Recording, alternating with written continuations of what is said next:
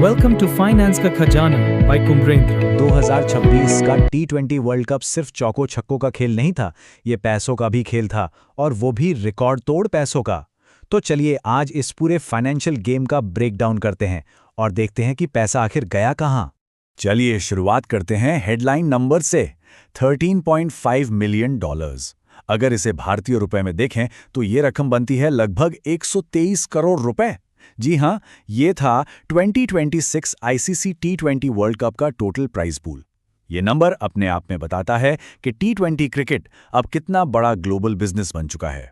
तो इस बड़े से पूल में से विनर यानी हमारी टीम इंडिया को आईसीसी से मिले $3 मिलियन, जो हुए करीब 27.48 करोड़ रुपए, और जो टीम फाइनल हारी यानी न्यूजीलैंड, उन्हें मिले $1.6 मिलियन यानी लगभग 14.65 करोड़ रुपए। जरा सोचिए, सिर्फ एक फाइनल मैच जीतने और हारने का फर्क सीधा सीधा लगभग 13 करोड़ रुपए का था। लेकिन क्या टीम इंडिया के लिए कहानी यहीं खत्म हो जाती है? क्या 27 करोड़ ही उनकी असली कमाई थी? नहीं, बिल्कुल नहीं। उनके लिए तो असली पिक्चर अभी शुरू होनी थी। और ये है वो नंबर जिसने सारे समीकरण बदल दिए। 125 करोड़ रुपए, ये कोई छोटी मोटी रकम नहीं है। ये एक जैकपॉट है जो आया भारतीय क्रिकेट कंट्रोल बोर्ड यानी बीसीसीआई की तरफ से। ये सिर्फ एक बोनस नहीं था, ये बीसीसीआई का एक स्टेटमेंट था, ये दिखाने के लिए कि वर्ल्ड कप जीतना उनके लिए क्या मायने रखता है। इसे समझने के लिए हम एक टर्म इस्तेमाल कर सकते हैं, बीसीसीआई मल्टीप्लायर। ये वो एडिशनल बोनस है जो बीसीसीआई अपनी तरफ से देता है, और ये इतना बड़ा होता है कि इसके सामने आईसीसी की प्राइज मनी भी बहुत छोटी लगने लगती है। असल में यही वो फैक्टर है जो खिलाड़ियों की कुल कमाई को आसमान पर पहुंचा देता है। तो सवाल ये है कि 125 करोड़ रुपए आखिर बंटे कैसे? चलिए इसका ब्रेकडाउन देखते हैं। स्क्वाड के सभी 15 खिलाड़ियों में से हर एक को मिले पूरे 5 करोड़ रुपए। हेड कोच गौतम गंभीर को भी खिलाड़ियों के बराबर यानी 5 करोड़ रुपए मिले। लेकिन बात यहीं नहीं रुकी। कोर कोचिंग स्टाफ के हर सदस्य को 2.5 करोड़, सपोर्ट स्टाफ को 2 करोड़, और यहां तक कि जो ट्रैवलिंग रिजर्व खिलाड़ी थे और सिलेक्टर्स थे, उन्हें भी 1-1 करोड़ रुपए का इनाम दिया गया।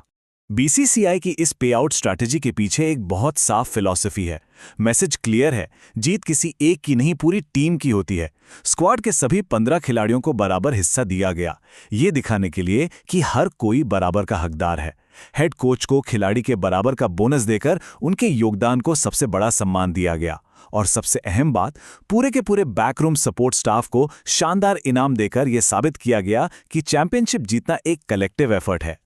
अच्छा, आप जरा नजर डालते हैं रनर्स अप टीम पर। न्यूजीलैंड की टीम भले ही फाइनल का खिताब हार गई, लेकिन वो भी खाली हाथ घर नहीं लौटे।